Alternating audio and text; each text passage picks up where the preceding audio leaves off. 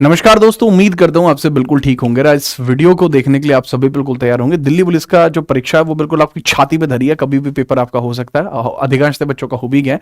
Economics को लेकर एक बहुत बड़ी परेशानी आप लोगों को बनी हुई है और काफी सारे कमेंट्स भी आ रखे हैं कि इकोनॉमिक्स की क्लास क्यों नहीं हो रही है। टॉप 50 क्वेश्चन 20 मिनट में खत्म हो जाएंगे, क्योंकि भाई हमारा सिंपल है कि आपको रिलेटिव कंटेंट दिया जाएगा जो कि अभी रिसेंटली आपको एसएससी एग्जाम्स में देखने को मिला है। तो यहाँ पर जो क्वेश्चन अब मैं कवर कराने वाला हूँ 50 क्वेश्चन होंगे और ये वही क्वेश्चन है जो आपको देखने को मिले हैं इस बार के सीएचएसएल सीपीयू जैसे एग्जाम्स पे बेस्ड क्वेश्चंस ये आपके होने वाले हैं। क्योंकि आप सभी जानते हैं माइंड में एम चले, टॉप का टेम चले, आप प्रीवियस ईयर क्वेश्चन भी नहीं करा सकते हैं वरना आपकी फील्डिंग सेट हो जाएगी, ऐसा हमारे चेयरमैन साहब का कहना है। साथ में याद रखना कि दिल्ली पुलिस के लिए कंप्लीट प्लेलिस्ट आपको यहां देखने को मिल रही है। यकीन मानना इससे बाहर क्वेश्चन आ नहीं रहे, मतलब एग्जामिनर खूब कोशिश कर रहा है इससे बाहर क्वेश्चन लेके आए, लेकिन इससे बाहर क्वेश्चन दे नहीं पा रहा है। ये मैंने स्पोर्ट्स का वन शॉट, इकोनॉमिक्स का टॉप 100, हर एक प्रकार से दिल्ली पुलिस के लिए पूरी की पूरी क्वेश्चन सेट्स यहां पे खोल के रख दिए हैं। आगे बढ़ते हैं, क्वेश्चन के बारे में बात करते हैं। क्वेश्चन को थोड़ा स्पीड से कराया जाएगा। अगर आप पूरी इकोनॉमिक्स को करना चाहते हैं, इकोनॉमिक्स वन शॉट भी आपका चैनल पर पड़ा हुआ है, तो उसको भी आप देख सकते हैं। चलिए, बीमा क्षेत्र में सुधारों के लिए आर.एन. मल्होत्रा की अध्यक्षता में गठित समिति ने किस वर्ष अपनी रिपोर्ट प्रस्तुत की थी? सर, ये आर.एन. मल्होत्रा रिपोर्ट 1994 में आती है। आर.एन. मल्होत्रा ने कहा था कि प्राइवेट कंपनी भी आ जाए। इन्होंने कहा था कि प्राइवेट बीमा कंपनी भी होनी चाहिए। इन्होंने प्राइवेट बीमा कंपनी को भी सुझाव दिया था। इवन इन्होंने ये भी कहा था कि 26% एफडीआई हमें लेना चाहिए, फॉरेन डायरेक्ट इन्वेस्टमेंट लेना चाहिए। लेकिन इसी की सिफारिश पर 1999 में आपको देखने को मिलेगा insurance regulatory development authority of India, IRDAI आपको देखने को मिलती है। इरडा आपको देखने को जो मिलती है, इंश्योरेंस रेगुलेटरी डेवलपमेंट अथॉरिटी आपको जो देखने को मिलती है, वो इसी बेसिस पर आपकी रेडी होती है। ठीक है, इरडा आपकी इसी बेसिस पर बनी थी 1999 में। इवन लेकिन अगर मैं बात करूं 26% एफडीआई अब नहीं होता, अब 100% एफडीआई को मंजूरी मिल गई है। अगर हम बात करें जो हमारा ये जो क्षेत्र होता है, बीमा क्षेत्र होता है, इंश्योरेंस क्षेत्र होता है, इसमें 100% एफडीआई हो सकता है, ऐसा बजट 2025-26 में लिखा था। अगला सवाल हम देखते हैं, पूछा है द ग्रॉस फिजिकल डेफिसिट, जो जीडीपी का रेशो था फिजिकल डेफिसिट में, वो कितना बढ़ चुका था, उसके बारे में आपसे पूछा जा रहा है। याद रखना, इसमें आप याद रखेंगे 10% तक पहुंच गया था जीडीपी के अनुपात में राजकोषीय फिजिकल डेफिसिट जो आपको देखने को मिलता है। फिजिकल डेफिसिट क्या होता है? टोटल जो खर्चा होता है, अगर वो टोटल खर्चा कुल आय से ज्यादा हो जाए, टोटल इनकम से ज्यादा हो जाए, तो वो फिजिकल डेफिसिट कहलाता है। भारत में जो माइनिंग रेडीनेस इंडेक्स है इंडिया के अंदर, इसके अंदर कितने इंडिकेटर आपको देखने को मिलते हैं? सर, इसके अंदर 4 इंडिकेटर आपको देखने को मिलते हैं। कितने इंडिकेटर? 4 इंडिकेटर आपको इसके अंतर्गत देखने को मिल जाते हैं, जो नीलामी, खनन, अन्वेषण और सतत, नीलामी, खनन, अन्वेषण और सतत, ये चारों प्रकार के आपको देखने को मिल जाते हैं। इसके बारे में आप याद रखेंगे। अगला सवाल है आपको, केंद्रीय बजट 25-26 में डे केयर सेंटर कितने स्थापित करने की योजना रखी गई थी? कहा कहते हैं कि कैंसर को लेकर डे केयर सेंटर यहां पर स्थापित किए जाएंगे। कितने किए जाएंगे? सर, 200 सेंटर्स की बात की गई थी जो किए जाने थे। बजट का क्वेश्चन है, पेपर में आने के हाई चांसेस है। अगले सवाल की हम बात करते हैं, पूछा है भारत के लैंगिक बजट में वे योजनाएं शामिल हैं जहां महिलाओं और लड़कियों के लिए जो कुल प्रावधान है 30% से कम है। देखो, जो आपका जेंडर बजट होता है 2005 और 6 में शुरू हुआ था, 2005 और 6 में शुरू हुआ था। इसके पार्ट 3 में इसके बारे में बात की गई थी, 2005 और 6 में शुरू किया गया था। तो जो पार्ट 3 था इसका, उसके अंदर 30% से कम का प्रावधान किया गया था।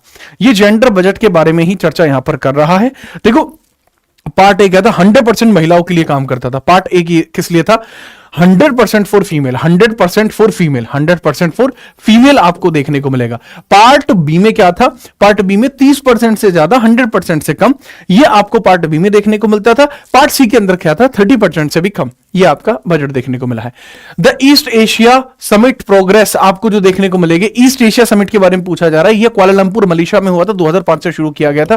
कुआलालंपुर मलेशिया में आपको देखने को मिल जाएगा। कुआलालंपुर मलेशिया में आपको देखने को मिल जाएगा, 2005 में शुरू किया गया था। भारत के व्यावसायिक निर्यात योजना निम्नलिखित में से किस वर्ष शुरू की गई थी? भारत के अंदर जो व्यापारिक निर्यात है, एक्सपोर्ट मर्चेंडाइजिंग, जो आपकी रिपोर्ट है, ये आपकी कब शुरू की गई थी? इसके बारे में पूछा जा रहा है। MEIS के द्वारा स्टार्ट किया गया था। ठीक है, merchant export from India, MEIS scheme, India scheme आपकी शुरू की गई थी, 2015 में इसको शुरू किया गया है। भारत में विदेशी निवेश प्रोत्साहन बोर्ड का प्रारंभिक प्रमुख कौन होता है? विदेशों से हमारे यहां एक्सपोर्ट आना चाहिए, इसके लिए आपको कौन देखने को मिलता है? इसका प्रमुख आपका कौन होता है? सर, FPPB की स्थापना 1991 में होती है और प्रधानमंत्री को प्रिंसिपल सेक्रेटरी के तौर पर अपॉइंट किया जाता है।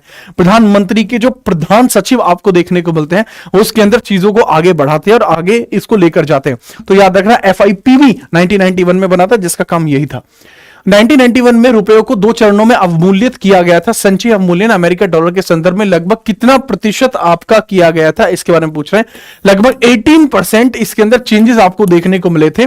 अमेरिकी डॉलर के मूल्य में 18% की जो कमी थी वो दर्ज कराई गई थी। इस समय हमारे वित्त मंत्री मनमोहन सिंह थे, प्रधानमंत्री पीवी नरसिम्हा राव देखने को मिलते हैं। भारत में विशेष आर्थिक जोन एसईजेड की नीति, सर एसईजेड को आर्टिकल 297 के अंदर भी दर्शाया जाता है। जो स्पेशल इकोनॉमिक जोन क्षेत्र आपको देखने को मिलता है, नोएडा भी एसईजेड का एक हिस्सा आपको देखने को मिलता है। एसईजेड एक्ट 2005 में आया है, लेकिन यह सन 2000 से शुरू हो चुका था। लेकिन एसईजेड एक्ट आपको कब आया है, सब 2005 में देखने को मिलता है। इसकी पॉलिसी 2000 में आ चुकी थी।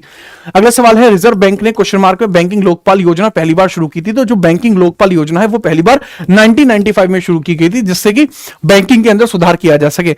इसके रिगार्डिंग भी आप चीजों को बहुत ध्यान से याद रखेंगे। 2 बार इसमें संशोधन हो चुका है।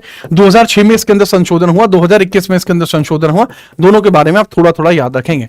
अगला है क्वेश्चन मार्क ने भारत सरकार में विजय केलकर की अध्यक्षता में राजकोषीय सुधारों की समीक्षा करने उचित समिति का गठन किया था। पूछा जा रहा है कि यह कब बनी। 2002 और 2003 के अंदर इसका गठन हुआ था। जो विजय केलकर समिति है आगे चल के इनडायरेक्ट टैक्सेशन पे भी काम करती है। विजय केलकर टास्क फोर्स 2015 में बनी है, जो आगे चल के जीएसटी के लिए बहुत सारी धारणाओं को क्लियर करेगी। एक प्रसिद्ध नाम है इनडायरेक्ट टैक्सेशन में। आरबीआई के फाइनेंशियल इंक्लूजन इंडेक्स को राइज हुआ है, कितना राइज पहुंच गया है। अगर हम बात करते हैं आरबीआई के जो फाइनेंशियल इंक्लूजन आपको देखने को मिलता है, इसके अंदर 2025 में इंडिया की रैंक कितनी है, 67 है आरबीआई की रैंक। अभिजीत सेन थोक मूल्य सूचकांक पर समिति की अध्यक्षता में पहली रिपोर्ट कब शुरू की गई थी। जो अभिजीत सेन जो आपको देखने को मिलता है होलसेल प्राइस इंडेक्स, जीडीपी की गणना के लिए इसका यूज किया जाता है। ये 2008 में पहली बार यूज की गई थी और इसको किसके कहने पर यूज किया गया था, अभिजीत सेन के कहने पर यूज किया गया था। दक्षिण पूर्वी एशियाई राष्ट्रों के बारे में पूछा गया है, तो आपसे पूछा था secretariat of association of south east Asian Nations में कब सेटअप किया गया था। सर 1976 में किया गया था। बैंकॉक में इसका हेडक्वार्टर है। बैंकॉक में हेडक्वार्टर आपको देखने को मिल जाएंगे। बहुत सारे बच्चों को लग रहा है एशियान है, नहीं सर ये एशियान नहीं है, ASEAN है। ASEAN है, बैंकॉक में इसके हेडक्वार्टर है। 2025 में किस सूचकांक ने प्रकाश डाला कि भारत में खाता स्वामित्व 2011 से 89% तक पहुंच गया है। जो खाता स्वामित्व है यानी 89% लोगों के पास अपना खाता इंडिया के अंदर आपको देखने को मिल जाएगा। ये ग्लोबल फिनडेक्स इंडेक्स के अंदर लिखा हुआ था, जो 2025 में आपको देखने को मिलेगा।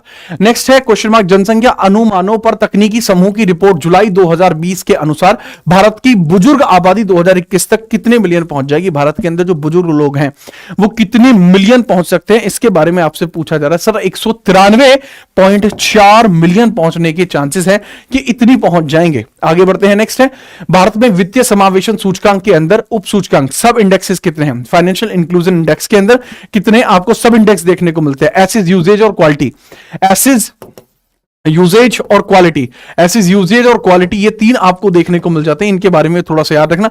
3 आपको सब इंडेक्सेस भी देखने को मिलते हैं। नीति आयोग ने पहला स्कूल शिक्षा गुणवत्ता सूचकांक जारी किया था, तो इसके बारे में आपसे पूछा जाएगा कि कब जारी किया गया है।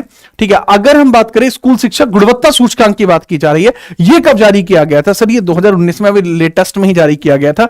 यह सवाल आपका CHSL के बेस पर पूछा जा रहा है। अगला सवाल ये रहा, भारत सरकार के द्वारा बाल बजटिंग पहली बार कब शुरू किया गया था। देखो अगर मैं जेंडर बजटिंग की बात करता तो 2005-6 हो जाता, डिजिटल बजटिंग 2021 हो जाता, लेकिन बच्चों के लिए बजटिंग 2008 और 9 हो जाएगा। इसके बारे में थोड़ा सा याद रखना।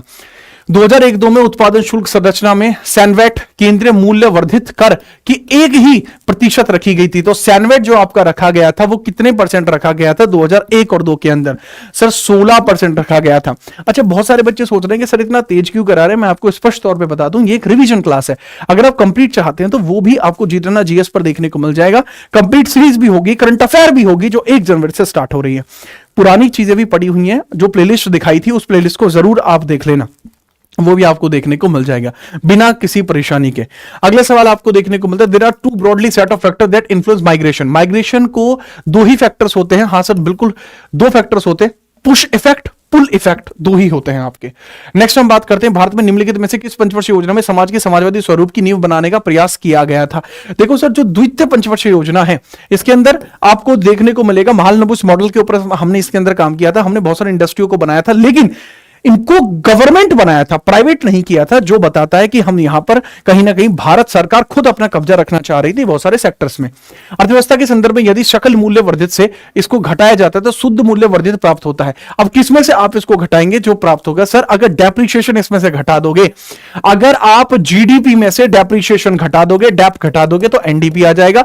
अगर आप जीएनपी में से डेप्रिसिएशन घटा दोगे तो आपका एनएनपी आ जाएगा। सर डेप्रिसिएशन घटा के इस प्रकार से चीजें निकाली जाती हैं। 8वीं पंचवर्षीय योजना के दौरान भारत के प्रधानमंत्री आपको कौन देखने को मिल जाएंगे? 8वीं पंचवर्षीय योजना के दौरान पूछा जा रहा है, कौन देखने को मिल जाएंगे? पीवी नरसिम्हा राव देखने को मिल जाएंगे। 92 से 97 तक आपको ये देखने को मिलेगी। पंचवर्षीय योजना ताबड़तोड़ तरीके से चली है और वृद्धि दर 6.7 इसके अंदर हासिल की गई थी। 8वीं पंचवर्षीय योजना पीवी नरसिम्हा राव। भारत की 9वीं पंचवर्षीय योजना कब शुरू की गई थी? 92 से 97, 97 से 7-5-12 यानी 2002 तक जाएगी। अगला सवाल ये रहा, 1911 से 1921 के दौरान भारत में किस प्रकार की जनसंख्या वृद्धि दर्ज की गई थी? पहली बार 1921 के अंतर्गत ऐसा होता है कि नेगेटिव पॉपुलेशन आपको देखने को मिलेगी, मतलब जनसंख्या बढ़ने की बजाय घट गई, यानी 0.31% का आपको डिग्रेड देखने को मिलेगा। इसी वजह से इस पॉपुलेशन ग्रोथ को ग्रेट डिवाइडिंग ईयर कहा जाता है, ग्रेट डिवाइडिंग सेंचुरी कहा जाता है 1921 वर्ष को, इसी वजह से कहा जाता है। राजकोषीय स्वास्थ्य सूचकांक FHI बोला जाता है, फिजिकल हेल्थ इंडेक्स रिलीज किया जाता है। किस ऑर्गेनाइजेशन के द्वारा ये रिलीज किया जाता है? सर एक ही ऑर्गेनाइजेशन रिलीज कर सकती है, दैट इज नीति आयोग, उसका काम ही है।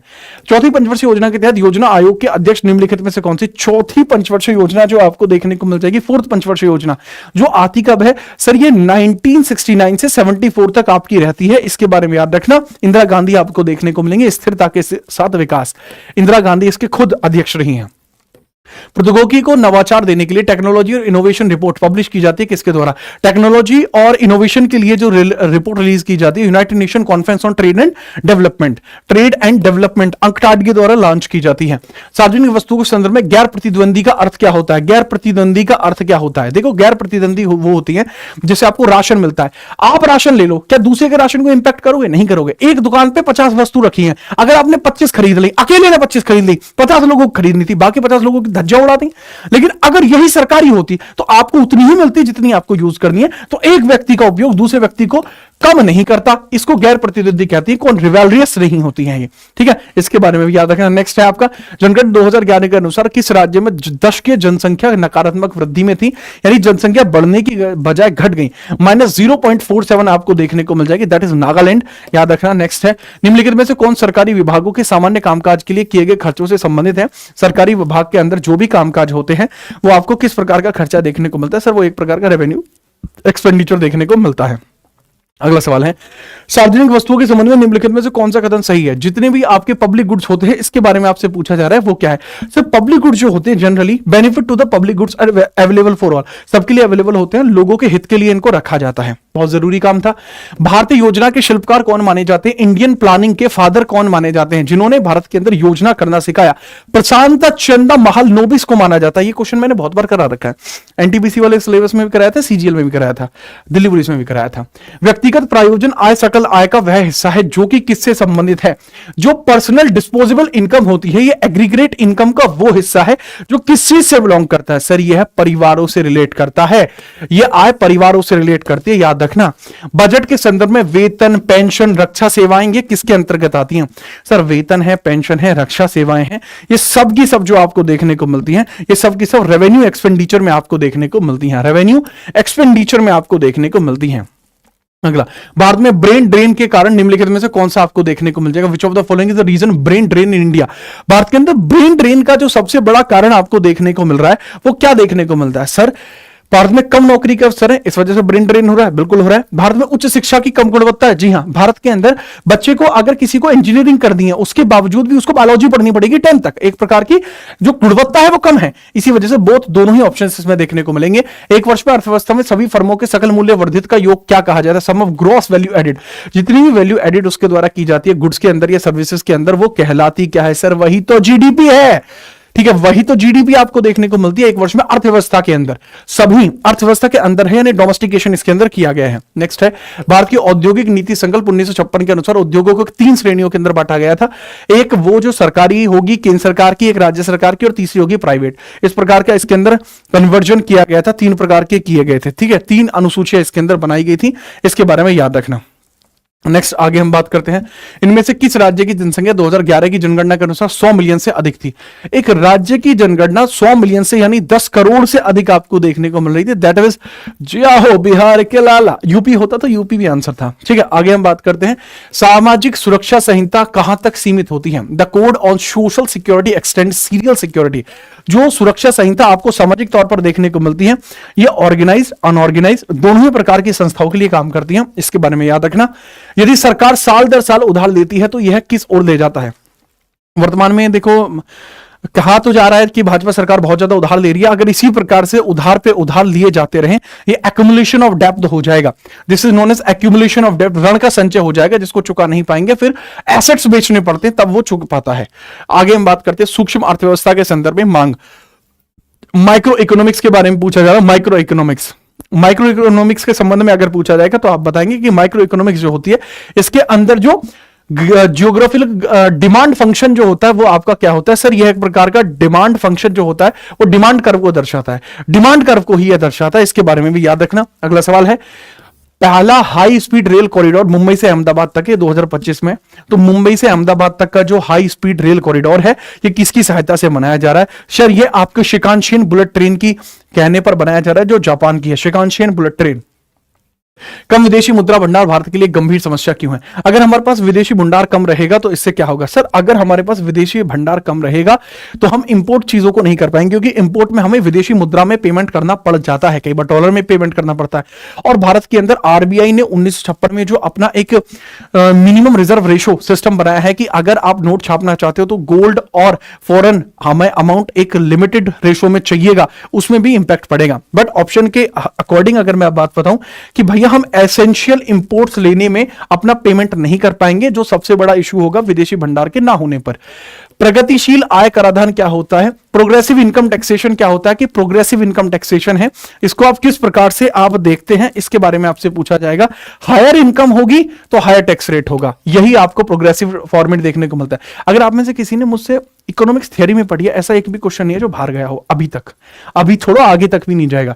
मेरी 31 क्लासेस चलती हैं इकोनॉमिक्स में, आप देख सकते हैं एक भी सवाल बाहर नहीं जाएगा। भारत में विभिन्न प्रकार की ग्रामीण बस्तियों के लिए निम्नलिखित में से कौन सा कारक जिम्मेदार है। भौतिक विशेषताएं, सामाजिक संरचना। सर अगर हम भारत की बात करें, बस्तियों के अंदर किस प्रकार की चीजें देखने को मिलती है। सर जलवायु वगैरह, भौतिक विशेषताएं, हॉस्पिटल है पास में, स्कूल है। सामाजिक संरचनाएं, वहां पर लोगों का रहन सहन कैसा है, ठीक है, जो लिटरेसी रेट कैसा है, दोनों ही चीजें डिपेंड करती हैं अगर किसी को रोकना चाहते हैं। In India the second 5 year plan ended in which year. Second 5 year plan कब से लेके कब तक आपका ये एंड हो जाएगा, पूछा जा रहा है। सर ये एंड होता 61 में, 56 से 61 तक चलेगा, ठीक है, याद रखना। भारत की योजना आयोग का प्राथमिक कार्य क्या था, जो मेजर काम था योजना आयोग का, प्लानिंग कमीशन का क्या था। सब पंचवर्षीय योजना को तैयार करना और लागू करना इनका काम था, कि पंचवर्षीय योजना को बनाएंगे। ये Joseph Stalin method of USSR in 1928 के ऊपर काम करता है। इसके बारे में भी तगड़े तरीके से याद रखना। 15 मार्च 1950 में इसकी स्थापना होती है, ठीक है, याद रखेंगे। इसके अलावा अगर मैं बात करता हूं 50वां सवाल, निम्नलिखित में से कौन भारत में पंचवर्षीय योजनाओं का लक्ष्य नहीं था। इक्वालिटी लाना, आधुनिकता, dependency on foreign add, growth. Sir समानता, इक्वालिटी के ऊपर हमने इसमें कोई काम नहीं किया। यह आज की क्लास का लास्ट सवाल है। जनसंख्या परिवर्तन के संदर्भ में यदि जन्म दर मृत्यु दर से अधिक हो जाता है तो जनसंख्या में क्या होगा। काफी अच्छा सवाल है, इसका आंसर आप जरूर करेंगे, हर एक बच्चा इसका आंसर करेगा। और यह बताना कि अगली क्लास आपको ऐसी कौन सी चाहिए। करंट अफेयर आपकी स्टार्ट हो रही है 1 तारीख को, और कल भी कोशिश है 31 जनवरी है, तो हम आपका एक बहुत बड़ा सेशन लें जो बहुत प्राइम लेवल का सेशन रहे। आज के लिए इतना ही, मिलते हैं अगले सेशन में, तब तक के लिए जय हिंद, वंदे मातरम।